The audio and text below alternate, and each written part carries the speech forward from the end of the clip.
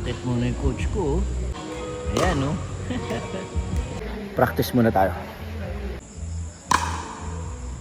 Out. In. Yan, better. Bawal? Good. Yung paddle is good. Hindi sa height ng ball, nasa height ng paddle. You're doing okay. You're doing okay. Pwede lang pa tayo? Pwede nang pantay. Dito ka na nga eh. Ayan na. Hindi. Bago tayo, no?